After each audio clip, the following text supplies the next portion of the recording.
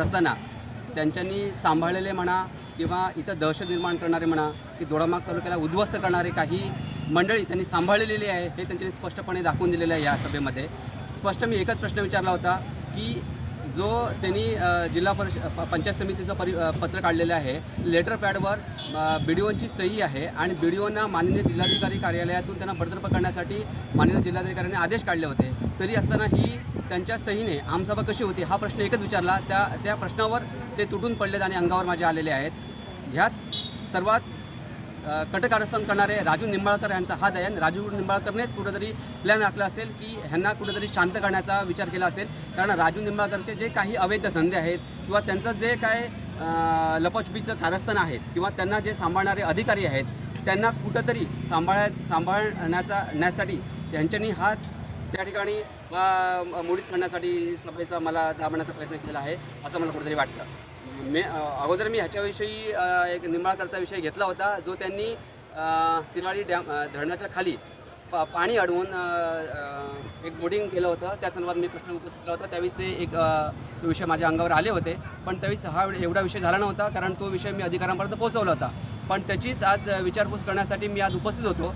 पण तो विषय गुरुवारी घेतल्यामुळे तो विषय गुरुवारी जाईल. पण हे जे काय आज त्यांच्यानी केलेलं आहे हा लोकशाही नाही आहे, ही हुकुमशाही झालेली आहे आणि आज आम्ही कायम पूर्ण सर्वपक्षीय मिळून निषेध करतो आहे. तो मुलगा आलेला होता या सभेला, मला कधी त्याचं नाव माहिती नाही. तो मुळात पुण्याला असतो आणि तो पहिल्यांदाच सभेला आला होता.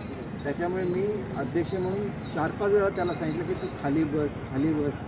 तो न ऐकताच तो सारखा उभा राहत होता आणि त्याच्यामुळे कार्यकर्ते संतप्त झाले आणि थोडासा गोंधळ निर्माण झाला. परंतु शेवटी मी 2 वेळेला मंत्री होतो, 4 वेळेला आमदार आहे. मी असं कधीच बघितलं नाही की अध्यक्ष सभेचे जे सांगतात ते या सूचनांचं पालन केलं जातं. हा मुलगा नवीन आलेला होता, तो बाहेरगावून आलेला होता. त्याच्यामुळे त्याला हे प्रोटोकॉल्स माहिती नव्हते. त्याच्यामुळे तो सातत्याने उठून बोलण्याचा प्रयत्न करत होता आणि त्याच्यामुळे सभेचं कामकाज सुरू होऊ शकत नव्हतं. एवढ्या वर्षानंतर सभा झाल्यानंतर लोकांची इच्छा होती की कामकाज सभेचं सुरू व्हावं आणि त्याच्यामध्ये तो अडथळे निर्माण करत असल्यामुळे लोक संतप्त झाले. त्याच्यातून हा प्रकार घडला. तरी पण आपण बघितलं की स्टेजवरून सुद्धा मी सगळ्यांची दिलगिरी व्यक्त केली. म्हणजे कोणाला असं मन दुखावलं. शेवटी 5-6 तास अतिशय खेळीमेळीने सगळं वातावरण मध्ये ही सभा पार पडली. त्याच्यानंतर जर कोणी मुलाखत देत असेल तर ते चुकीचं आहे. कारण त्यांनी तसं असेल तर त्यांनी निषेध करून बाहेर निघून जायला पाहिजे होतं. सभेमध्ये त्याला 4 वेळा पुन्हा बोलायची संधी दिली.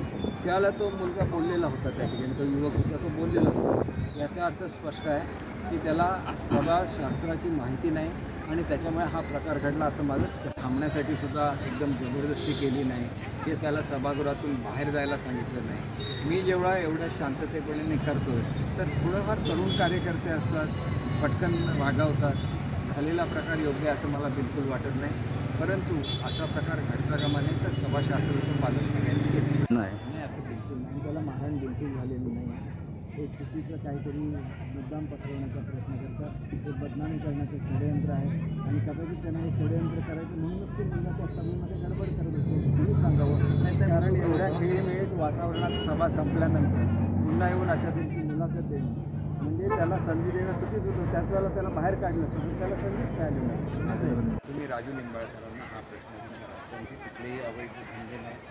राजू निंबाळकर हे स्वतः उपसभापती राहिलेले आहेत दोडामार्ग तालुक्याचा. एक असा मुलगा की ज्याला कुठलीही बॅकग्राऊंड नाही, येऊन तो इलेक्टेड लोकांबद्दल असं बोलतो तर मुळातच त्यांना आता ही माध्यमं थोडीशी हे वाटायला लागली, सहजासहजी आपल्याला उपलब्ध अशी वाटायला लागली म्हणून हे मुलाखती देऊ शकतात. नाहीतर मुलाखत देण्याची त्याची एवढी पात्रताच नाही ना. गडबड मुळात त्यांनी सुरू केली. राजू निंबाळकर किंवा इतर कोणी गडबड सुरू नाही केली. त्या मुलाने 5 वेळा तो उठला. तुम्ही बघितलं, सभा सुरू व्हायची होती, अजेंडाचं वाचन व्हायचं होतं. अशा परिस्थितीमध्ये सभा होऊ नये म्हणून त्या मुलाने प्रयत्न केला.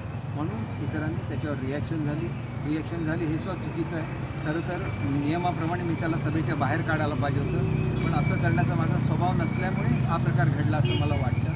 त्याच्यामुळे असं जे करणारी किरकोळ मुलं असतील त्यांना जर वेळीच बाहेर जाता, जे सभागृहातला एक पंखा बंद पडला म्हणून काही गडबड करत होते त्यांना सांगितलं तुम्ही सभागृहाच्या बाहेर चला. ज्यांना खरोखर लोकहिताची काळजी आहे ते उन्हामध्ये बसणारच ना. लोक उन्हामध्ये बसतात. इथं जर तुम्ही हॉलमध्ये बसला आणि एखादा फॅन बंद पडला म्हणून तुम्ही आरडाओरड करता, इथं कुठेतरी मी भूमिका घ्यायला लागेल. छोटी भूमिका घेणं काही चुकीचं आहे असं मला वाटत नाही. तुम्हाला स्वतंत्र मुलाखत हे सभापती उपसभापती स्वतः राजू निंबाळकर सगळे लोक देतात.